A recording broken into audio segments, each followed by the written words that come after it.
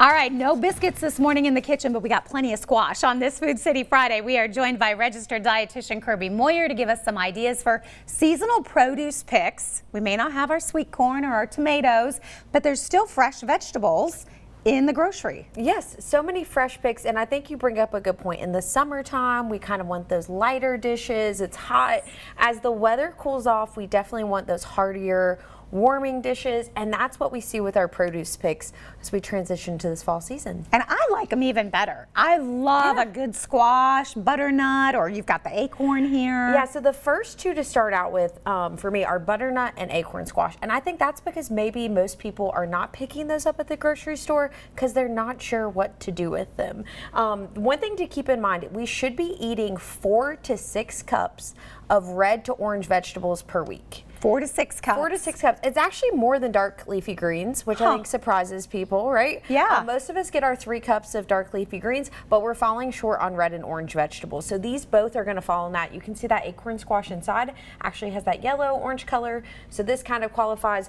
Because these are those harder squash varieties from what we see in the summer, they do have to be baked in the oven for a longer period of time. Right. So I started over here with acorn squash. All you do is cut it in half. You scoop out the inside almost like you would a pumpkin. It's going to have some seeds that look like that, and then you're going to have this hard kind of inner shell. So you just put a little olive oil and seasoning, and you mentioned a way you like to enjoy it. Oh yes, I like it with a little brown sugar and butter. Which, hey, if that's what introduces you to this vegetable, that's a good option. But I went for a more entree savory option, and this is actually stuffed with ground turkey, onion, celery, some dried cranberries, and then a little bit of breadcrumbs with Parmesan. So we're filling Thanksgiving early. Yeah, and then that's nice because that's going to be that hearty kind of complete meal option. Takes about 50 minutes in the oven, but the good news is your home is going to smell nice and fall while that cooks. Now, did you have to cook the squash ahead of time and then you stuff it? 50 minutes for the squash itself, and then you stuff it. It only takes about 10 or 15. Of course, you're going to want to cook that turkey on the stovetop to get that to temperature before you kind of put it all together. Okay, and we're going to share that recipe coming up here in a little bit.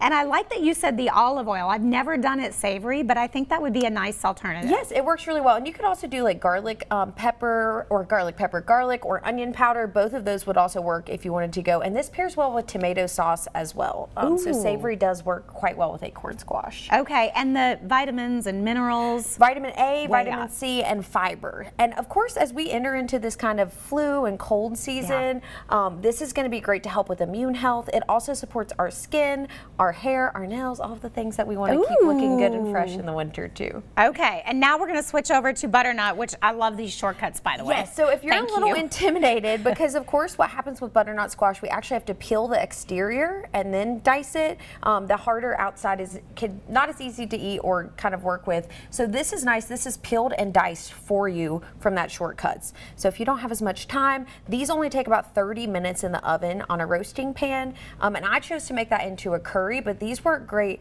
either in just a soup. You could blender, kind of immersion blender, do that. Or you can do this with chilies. I love to add that in with your seasonal chili. Gonna add that vitamin A, that fiber, and it's a really nice sweet and savory balance. So is that what you did here? So this is with canned tomatoes, and I also did garbanzo beans or chickpeas when I roasted the butternut squash, and then finish off with milk or coconut milk and a little bit of curry powder.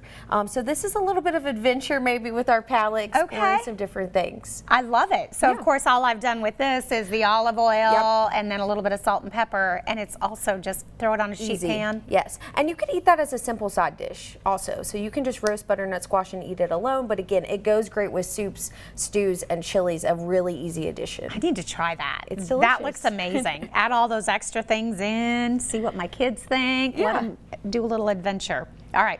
Good ideas, good information, great recipes. We're going to post them on our website coming up a little bit later today. If you want more information too, you can always visit foodcity.com.